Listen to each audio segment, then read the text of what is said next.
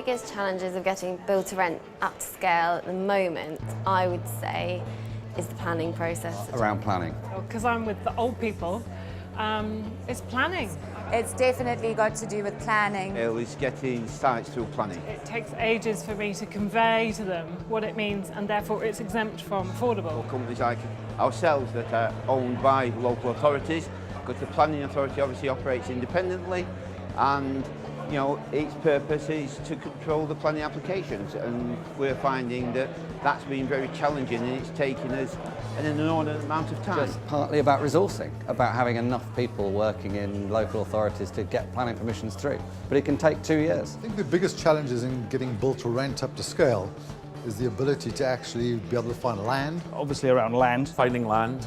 Mostly getting sites of a sensible size. Finding suitable land for build to rent. We tend to find that 300 up works best because then you can serve the residents better, because you can afford the staff that you need on site. Instead of local authorities and the public sector selling off land into kind of developers as traditionally do, is rather to actually put it on things like leases, where the local authorities or the public sector end up taking an income stream. And probably still a lack of awareness. Education and awareness. You kind of have to educate them About education, making sure local authorities understand on what an institutional grade rental offering is. Across the industry and also government and policymakers, that build to rent is a specific tenure within the wider private rented sector. It's not going to replace all of it, but it actually has a means to really increase the supply of housing, which is what we desperately need.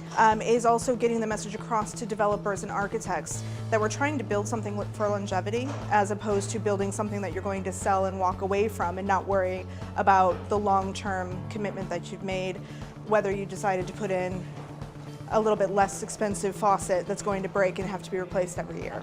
And I think there's a really healthy debate starting to take place around what that proposition looks like for the customer in terms of the consumer experience as well. It's really important that the whole industry takes that step. So I'd like to see more customer-oriented strategies in growing the business. If we can achieve some degree of range of affordability, that's going to be the real challenge.